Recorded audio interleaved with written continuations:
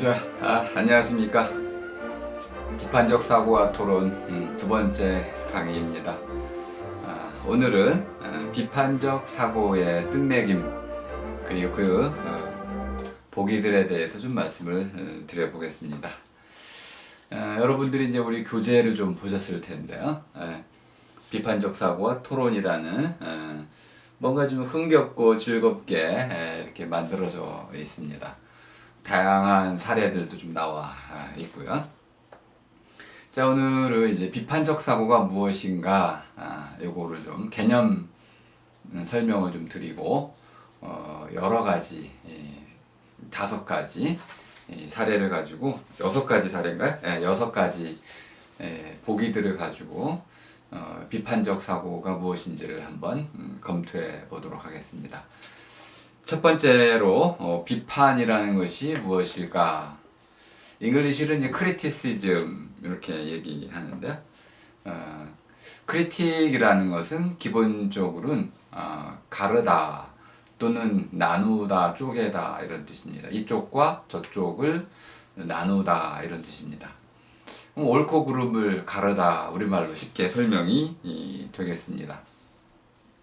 다만 이것이 마치 그 대나무를 쪼개듯 쉽게 그렇게 가를 수 있는 것들이면 굳이 우리가 뭐 비판 능력을 가질 필요는 없겠죠.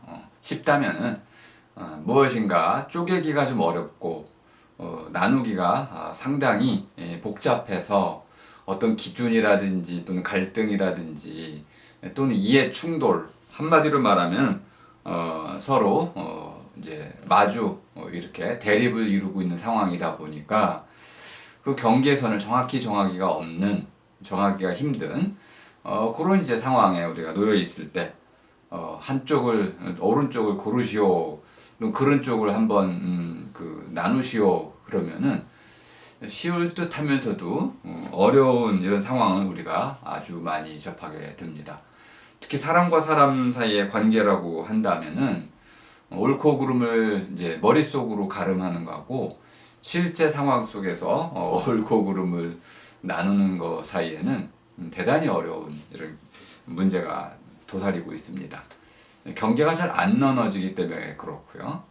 또는 이제 모든 것이 아주 밀접하게 서로 연관되고 또 긴밀히 이제 인과관계라든지 또 상호관계 이런 방식으로 결합되어 있는 바람에 그렇게 쉽게 갈라낼 수가 없다는 것을 알 수 있습니다. 그러니까 비판이라는 것은 기본적으로는 견주다 또는 나란히 놓다 또는 이제 서로 맞대어 놓다, 마주 놓다, 우리 키를 잴 때 많이 하는 방식이죠. 두 사람을 이렇게 키를 마주대어 놓으면은 어느 쪽이 더 큰지를 금방 알 수가 있습니다. 이런 경우는 우리가 쉽게 판가름을 낼 수 있습니다. 그래서 이제 비 이렇게 맞대어 가지고 견주어서 나란히 대어 보아서 나눌 수가 있죠. 어느 쪽이 더 키가 큰 쪽인지 이런 경우라면 쉽게 우리가 판단할 수 있겠습니다.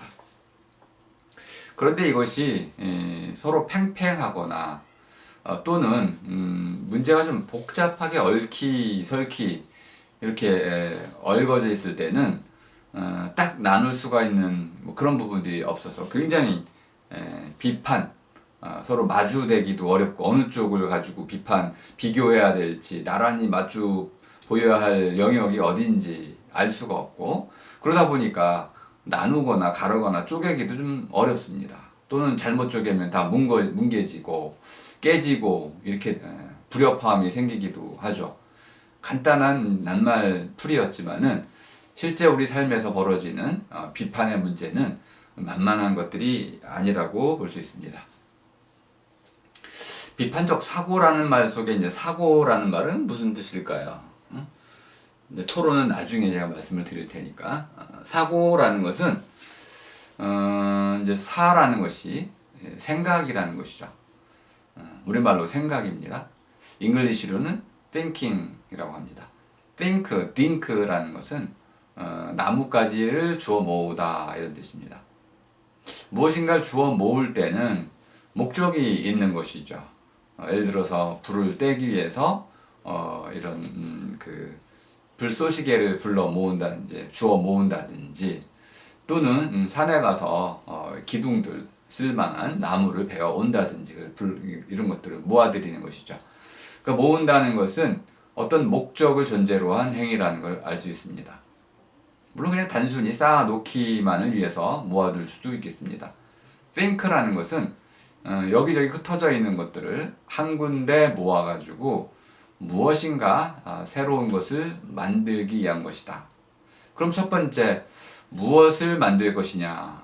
목적이 먼저 정립이 되어야 됩니다. 그 목적이 앞서 주어져 있어야 되고요. 생각하기 위해서는 목적이 있어야 됩니다. 보통 우리는 생각하기 위해서 주어진 목적은 이게 무엇인가 라는 물음에 대한 알을 얻기 위한 것이죠.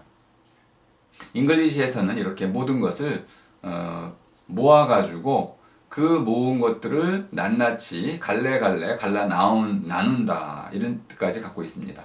갈라 나누기, 가려내기 이럴 때 intelligence라는 말 쓰게 됩니다. 그러니까 thinking 가운데 단순히 모으는 것이 아니라 뭐 이것저것을 가려내서 갈라내가지고 옳은 것은 옳고 흰 것은 흰 것대로 이렇게 갈래갈래 나눠 놓는 것, 이것은 우리가 지성이라고 번역하는 intelligence입니다. 그러니까 thinking의 한 탁월한 형태가 intelligence, 가려놓기라는 걸 알 수 있습니다. 가려내기는 바로 생각하기의 한 방식입니다. 생각하기가 훨씬 넓은 말이라는 것을 알 수 있습니다. 자, 생각할 때는 기본적으로 목적이 있어야 된다고 했습니다. 그 목적은 모르는 바에 대해서 알고 싶다는 겁니다. 이때 모르는 바는 무엇을 해야 할 것이냐, 무엇부터 해야 될 것이냐, 또는 어떤 것이 더 옳은 것이냐, 또는 내가 이것을 왜 해야 되는가, 해가 뜨는 이유가 무엇인가 등등 수많은 종류의 알고 싶어하는 바, 이 알고 싶어하는 마음, 이것이 바로 목적입니다. 그 생각은 기본적으로 마음에서 비롯되는 것입니다. 알고 싶어하는 마음, 그 마음이 없으면 동기부여가 안 되기 때문에 생각할 필요도 없게 됩니다. 그런데 이 생각이 이렇게 무엇인가 알고 싶어하는 마음에서 비롯되는 것이라고 하면 우리는 왜 알고자 하는 걸까요? 그 알고자 하는 가장 중요한 목적 가운데 하나는 모르기 때문이라는 것이죠. 근데 이 모르는 것이 나에게 아무 의미가 없거나 아무런 가치나 중요성이 없다면 몰라도 그만입니다. 그런데 그것이 나에게 꼭 알아야 될 필요성이 있을 때, 그러면 나는 그것을 내 삶을 위해서 또는 우리에게 보다 나은 선택을 위해서 내가 모르던 바를 깨우쳐서 무엇인가 새로 알아서 그 알매 바탕을 해서 무너지지 않는 올바른 선택을 하고 싶을 때, 알고 싶은 마음은 결국은 올바른 선택, 그래서 결론적으로 성공적인 삶, 좋은 삶 이런 것들을 살기 위한 커다란 목적으로부터 비롯된다는 걸 알 수 있습니다. 사람이 생각하는 동물, 생각할 줄 아는 그런 사람이라는 기본적인 생명체라는 단순한 생명체가 아니라 두 발로 걷고 도구를 사용할 줄 알면서 또 생각할 줄 아는 생명체라는 인간의 정의가 주어져 있는 것은 그만큼 생각한다는 것이 사람의 삶에 가장 중요한 요소라는 것을 알 수 있습니다. 물론 건강 아주 중요한 것이죠. 건강도 중요하고 또 건강뿐만 아니라 사회적 관계, 다른 사람과의 윤리적 도덕적 관계, 또 돈벌이, 경제 이런 것들도 정치 다 중요합니다. 이런 모든 것들을 뒷받침하는 것이 바로 생각하기다 이렇게 말씀드릴 수 있겠습니다. 그러니까 생각하기는 근본적으로 무엇인가 알고 싶어하는 마음이고 알고 싶어하는 마음의 대부분은 모르던 것을 깨우쳐서 모르지 않는 상태로 넘어가기 위한 것입니다. 그렇다면 모르는 것을 깨우치기 위해서, 깨트리기 위해서, 알을 얻기 위해서 우리가 하는 것이 무엇일까요? 묻는 것이죠. 물음이야말로 이 모름과 알매 가운데 놓여 있는, 아예 모르면 물을 수도 없고 또 알고 있으면 물을 필요가 없고, 그래서 암과 이런 모름의 사이에 놓인 것이 물음입니다. 그 물음을 묻는 사람은 아주 모르지도 않고 다 알고 있지도 않은 이런 가운데에 놓인 사람이다. 그러니까 모름에서 알매로 나아가는 가운데에 놓여 있다. 이게 바로 생각하기의 특징입니다. 생각하기는 반드시 말로만 이루어지는 것은 아닙니다. 느낌으로도 가능하고요. 또 더 나아가서는 이미지 띵킹, 그냥 이미지로 생각을 할 수도 있습니다. 어떤 분은 춤으로, 또 어떤 분은 그림으로, 또 어떤 분은 뭐 다른 방식으로 이렇게 수학의 방식으로 생각을 할 수도 있겠습니다. 그러니까 생각하는 수단은 여러 가지가 있겠지만은 어쨌든 생각이라는 건 근본적으로 모르는 바에 대해서 알고 싶어서 물음을 물은 뒤에 그 물음을 통해서 거기에 맞는 대답을 찾아 나가는 길을 가는 것이다. 찾아 나가는 과정이다. 이렇게 생각을 정의할 수가 있겠습니다. 그러니까 생각한다는 건 무엇이냐? 묻는 것이다. 그리고 알을 얻고자 하는 것이다. 이렇게 모름을 깨닫고 알을 얻기 위해서 물음을 물은 뒤에 그 물음에 대한 대답을 찾아 나가는 것, 이것이 바로 생각하기이다. 이렇게 볼 수가 있겠습니다. 예를 들어서 한 모금의 물을 마시고 이게 무슨 맛인가 하고 스스로 속으로 생각을 할 때가 있습니다. 이때 바로 우리는 생각이 무엇인지를 잘 드러내주고 있습니다. 이 맛이 무슨 맛일까? 그 맛의 정체를 찾고자 하는 이런 과정, 이것이 바로 생각하기입니다. 또는 어떻게 하면 더 맛있게 만들 수 있을 것인가, 더 아름답게 그림을 그릴 수 있을 것인가, 이런 것들도 생각하기의 한 종류라는 것을 알 수 있습니다. 그래서 일단 넓게 보자면 생각이라는 것, 또 생각하기는 생각하기의 결과물을 우리는 생각이라고 말하게 됩니다. 자, 주어진 상황이 있습니다. 문제일 수도 있고 사람과의 관계일 수도 있고요. 또는 우리가 처해져 있는 그때마다의 어떤 사정, 일과 관련된 복잡한 사태, 이런 것일 수도 있겠습니다.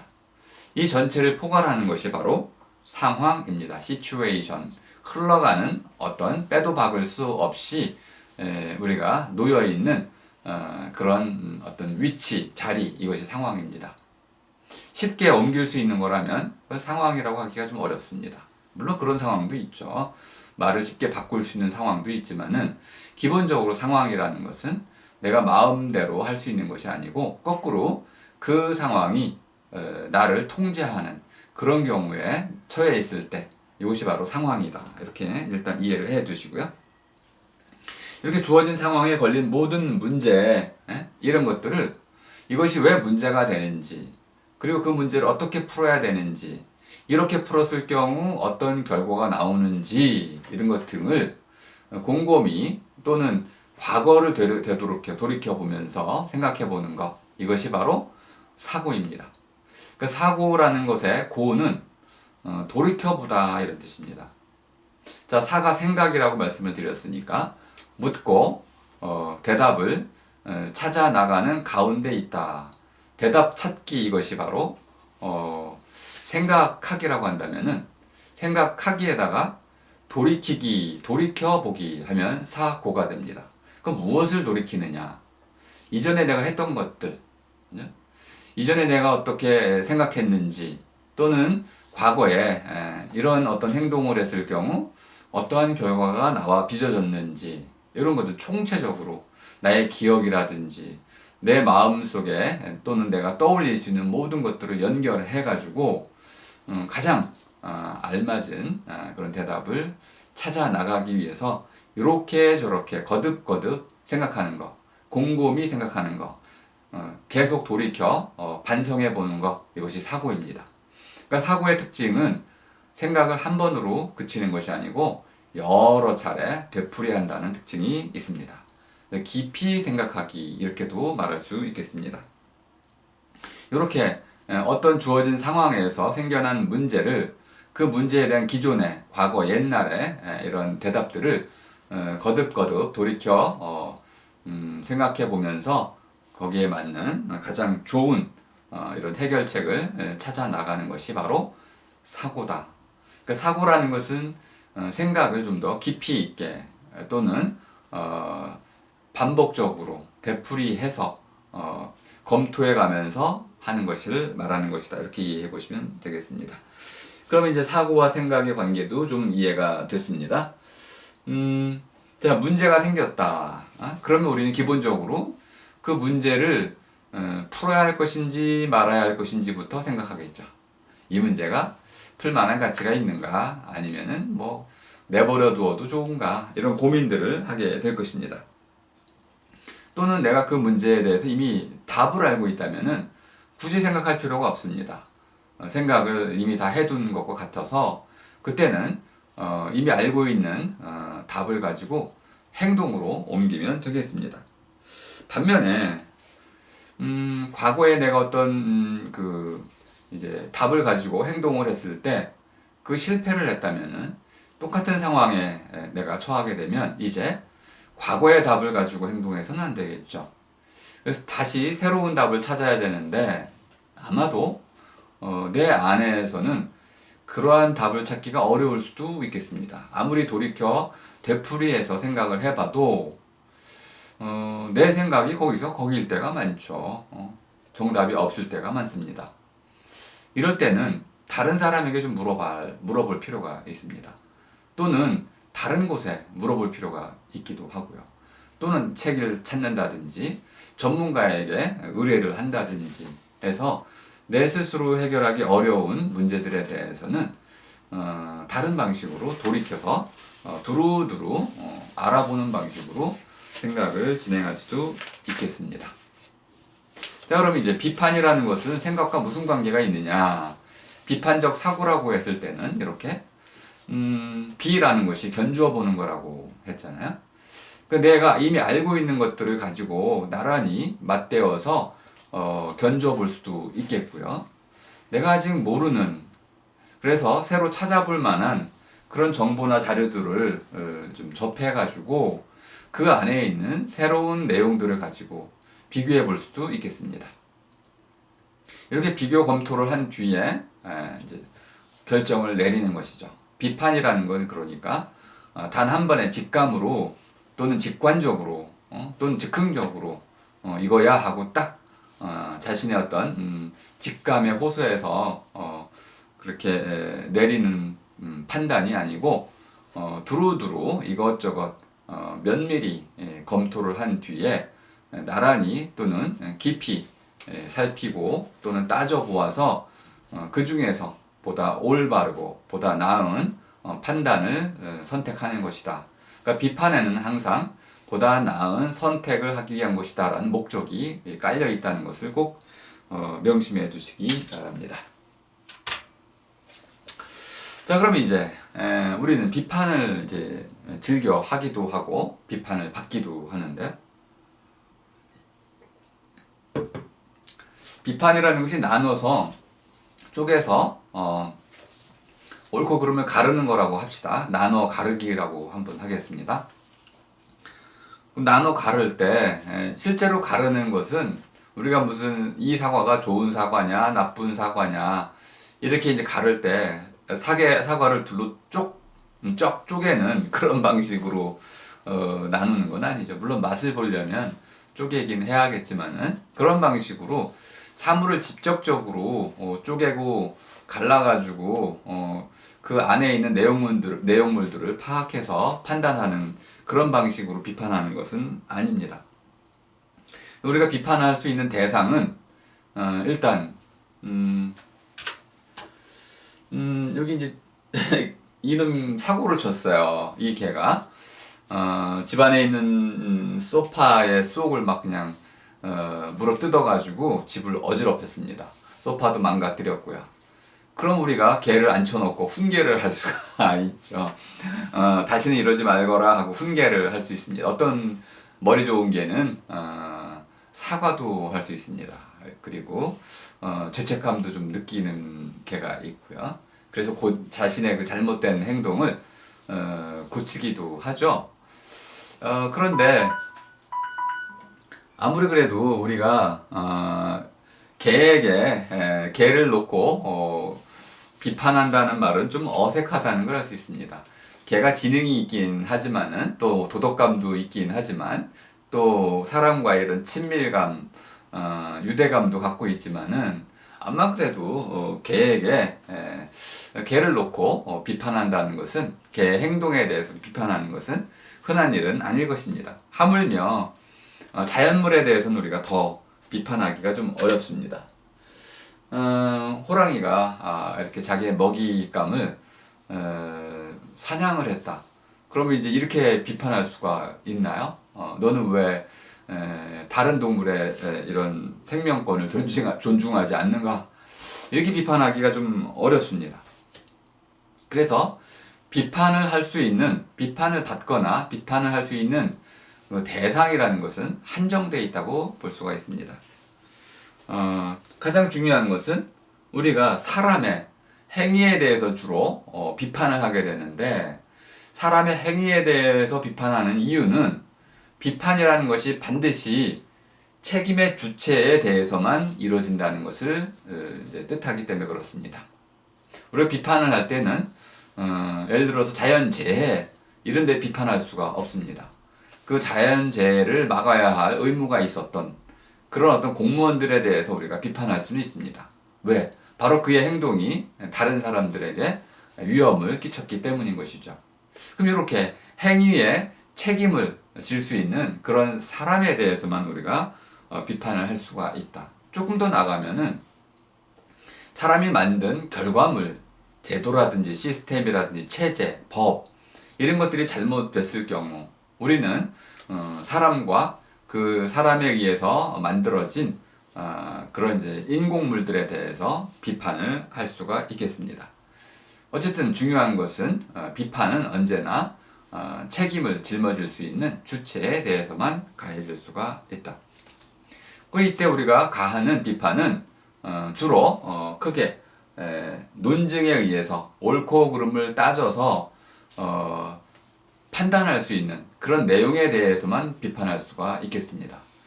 예를 들어서 너가 귀가 두 개니 이런 건 비판할 수가 없습니다. 그건 행위에 이제 옳고 그름을 따질 수가 없는 것이죠. 옳고 그름을 따질 수 없는 문제입니다. 타고난 어떤 본성 이런 것들 옳고 그름을 따질 수가 없습니다. 내가 선택한 것도 아니고 내가 의지로 그것을 갈고 닦은 것도 아니기 때문에 그렇습니다. 이렇게 자연적으로 주어진 것들, 타고난 것들 또는 개인이 선택할 수 없었던 것들 이런 것들은 분명히 비판의 대상이 될 수가 없겠습니다. 또 하나는 우리의 행동에 대해서 비판할 수 있지만 또 하나는 누군가의 말에 대해서도 비판할 수 있습니다. 근데 그 말도 뭐 우스꽝스럽게 그냥 개그한 거에 대해서 비판할 수는 없겠죠. 책임 있는 말이라고 할 수 있는 주장에 대해서 우리가 비판하는 것입니다. 그리고 책임감 있는 사람은 더 많은 비판을 받게 됩니다. 대통령의 말 한마디는 아주 큰 책임을 이제 짊어지고 있는 것이기 때문에 혹시 대통령이 말을 잘못한다면 전 국민이 대통령을 비판할 것입니다. 이때 비판한다는 것은 그 대통령의 말에 옳고 그름을 따질 수 있다는 것을 뜻하는 것입니다. 그리고 따질 수 있다는 것은 그 말에 옳고 그름의 근거가 있다는 것입니다. 무엇인가 그 주장에 근거가 있을 때 우리는 그 주장을 비판할 수가 있게 됩니다. 물론 이런 근거 없는 비판을 늘어놓는 사람에게는 우리 또 역시 비판할 수가 있겠습니다. 자, 이제 비판에 중요한 특징이 하나 있습니다. 우리가 말 자체를 비판할 때는 대개 그 말에 그 이제 깔려 있는 전제 또는 믿음 또는 가정들 이런 것과 연결해서 우리가 비판하게 된다는 걸 알 수 있습니다. 자, 믿음이라는 게 무엇이냐면 믿음은 그게 아직 참이라는 것은 증명이 되진 않았지만은 종교적인 믿음이 되게 그런 거죠. 참인지 아닌지에 대해서는 과학적으로 증명되질 않았어요. 예를 들어서 선악과를 따먹으면 정령 죽으리라 라는 이 한마디 말이 있을 때 그게 참인지 아닌지는 사람이 죽는 게 선악과 따먹어서 그런지 아닌지는 증명할 길이 없습니다. 그렇게 믿는 사람들이 있죠. 이렇게 믿는 사람들은 그 자기가 믿는 바에 따라서 삶을 살아갑니다. 그런데 그 믿음 자체가 좀 잘못된 경우가 있을 수 있습니다. 예를 들어서 여호와 증인 같은 경우 수혈을 하면 안 된다라는 이런 종류의 믿음이 있을 수 있죠. 또는 이제 뭐 코로나 바이러스는 이런 야외에서는 전파가 안 된다, 감염이 안 된다, 뭐 이런 거짓 뉴스들도 있을 수 있습니다. 이렇게 이제 종교인이 퍼뜨리는 말 또는 성경 자체나 이런 데서 우리가 참이다라고 말할 수는 없지만은 믿음에 근거한 이런 행동들을 우리가 주장들을 볼 수가 있습니다. 과연 그것이 정당한지는 우리가 좀 더 따져서 검토해 볼 수가 있다는 것입니다. 물론 이런 경우에도 우리는 그것의 참 거짓을 분명히 가릴 수 없는 경우가 꽤 있습니다. 두 번째로는 이제 가정이라는 것입니다. 과학도 가정을 많이 두죠. 가정이라는 것은 기본적으로 어떤 것이 옳다는 것으로 앞서 받아들이고 있는 겁니다. 근데 옳다는 것으로 받아들인 것이 그릇되거나 틀린 것일 수가 있겠죠. 뭐 천동설, 지동설이 아주 유명한 얘기잖아요. 그죠?